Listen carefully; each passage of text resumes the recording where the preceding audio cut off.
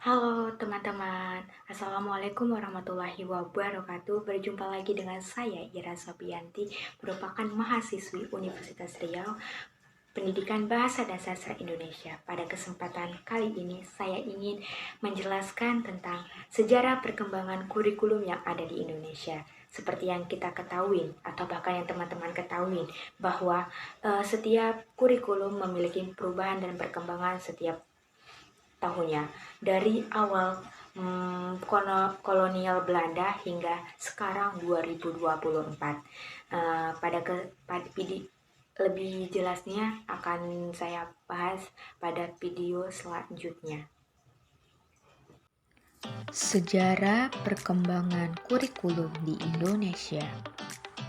Adapun sejarah perkembangan kurikulum sebagai berikut. Pada perkembangan kurikulum 1947, awalnya pada tahun 1947, kurikulum saat itu diberi nama Rejana Pelajaran 1947, masih dipengaruhi sistem pendidikan kolonial Belanda dan Jepang. Rejana Pelajaran 1947 boleh dikatakan sebagai pengganti sistem pendidikan kolonial Belanda. Nah, kurikulum 1952, kurikulum 1947 mengalami penyempurnaan pada tahun 1952 yang diberi nama Rejana Pelajaran terurai 1952. Kurikulum ini sudah mengarah pada suatu sistem pendidikan nasional yang paling menonjol dan sekaligus ciri dari kurikulum 1952 ini bahwa setiap rencana pelajaran harus memperhatikan isi pelajaran yang dihubungkan dengan kehidupan sehari-hari.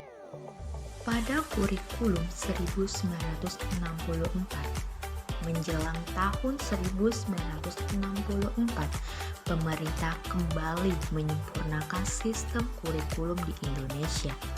Kali ini diberi nama Rejana Pendidikan 1964.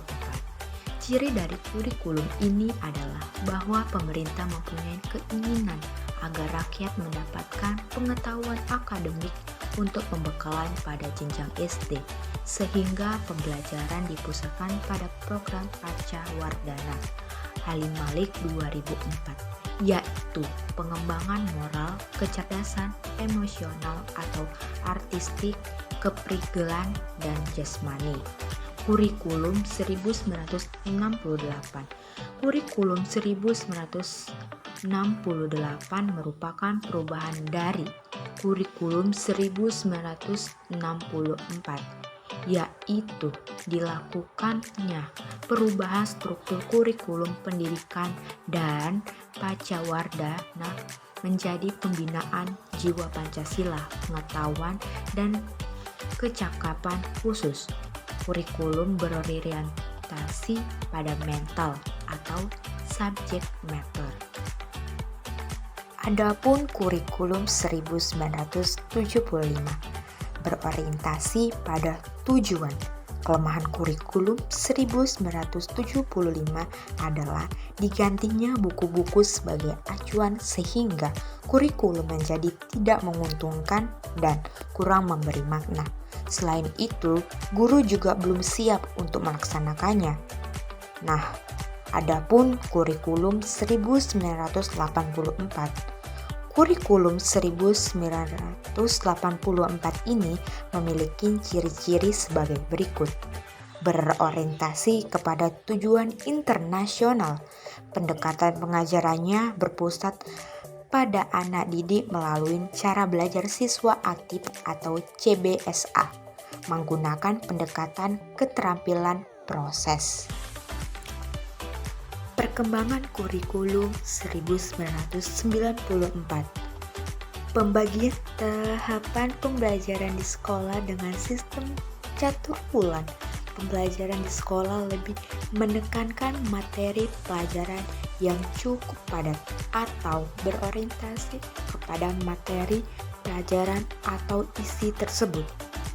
Kurikulum 1994 bersifat populis, yaitu yang memberlakukan sistem kurikulum untuk siswa di seluruh Indonesia. Kemudian ada kurikulum berbasis kompetensi versi tahun 2002 dan 2004. KBK meniti beratkan pada pengembangan kemampuan untuk melakukan kompetensi tugas-tugas tertentu sesuai dengan standar formasi yang telah ditetapkan.